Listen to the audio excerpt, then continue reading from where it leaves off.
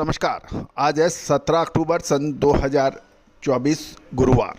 Colonel Ajay CO Ajay astro money Guru first global astro finance digital channel से आपसे मुखातिब होता हूं। दोस्तों, ऑयल सीड यानी तिलहन पर लगातार अपडेट और विश्लेषण देने वाला देश का पहला चैनल।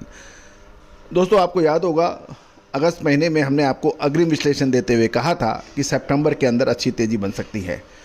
साथ साथ आपको कुछ संकेत भी दिए थे अक्टूबर महीने के। हमारे सभी पेड क्लाइंट्स को हमने अक्टूबर महीने में जो अपडेट दिए थे वो सही साबित होते देखे जा रहे हैं।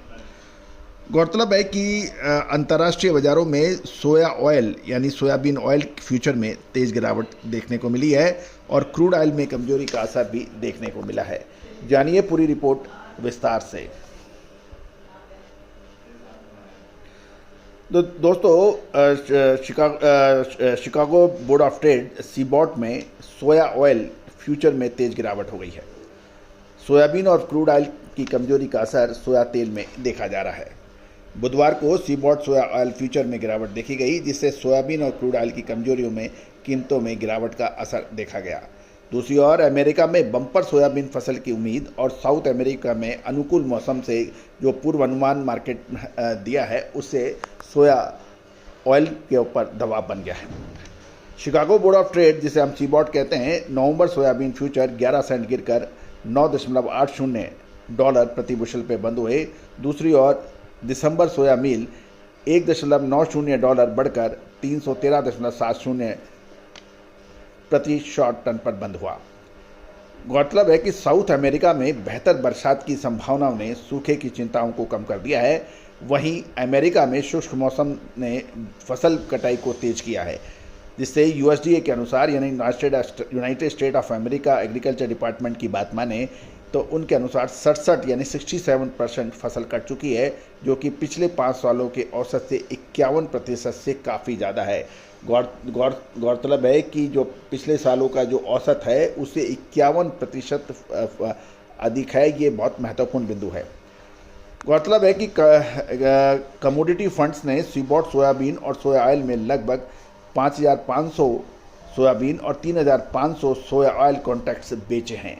वहीं फंड्स ने 1,500 सोया मील कॉन्ट्रैक्ट खरीदे हैं, जो कि एक मिला जुला रुख दिखा रहा है। यानी इन्वेस्टर्स को देखें तो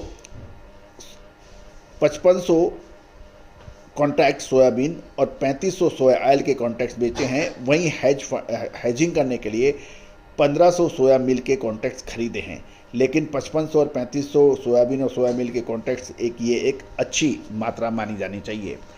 आईसी कैनोला फ्यूचर में बुधवार को रिकवरी देखी गई, जिससे नवंबर कैनोला कॉन्ट्रैक्ट $1.50 बढ़कर $599.60 प्रति मैट्रिक टन पर बंद हुआ, जबकि जनवरी कॉन्ट्रैक्ट $0.80 बढ़कर $610.60 प्रति टन पर बंद होने के समाचार हैं। अब हम मलेशियन क्रूड पाम तेल की भी बात कर रहे हैं। मलेशियन क्रूड पाम तेल यानी जिसे सीपीओ कहते हैं, उसके फ्यूचर्स में भी कल गिरावट रही, जिसका असर सीबॉट सोया ऑयल और क्रूड ऑयल की रातों रात गिरावट से पड़ा। बेंचमार्क जनवरी CPO contract Bursa Malaysian derivative exchange पर जो 10 रिंगिट था या 0.23% गिरकर 4301 रिंगिट प्रति मैट्रिक टन पे किया। यदि हम डॉलर टर्म में देखें तो ये 999.77 माना जाना चाहिए। चीन में डलियन के सबसे एक्टिव सोया ऑयल कॉन्ट्रैक्ट में 0.41% की बढ़त और पाम ऑयल कॉन्ट्रैक्ट में 0.47% की तेजी देखी गई। सीबॉट सोया ऑयल फ्यूचर्स में मामूली 0.14% की बढ़त दर्ज की, जबकि एशियाई ट्रेडिंग में क्रूड ऑयल की कीमतें अमेरिकन स्टॉक पाइल्स में अप्रत्याशित गिरावट की खबरों के बाद बढ़ने के समाचार मिले हैं। यूरोप में यूरोनेक्स्ट रेपसीड फ्यूचर में तेजी देखी गई है। फरवरी 2025 कॉन्ट्रैक्ट में €1 प्रति मैट्रिक टन गिरकर $496 प्रति टन बंद हुआ है।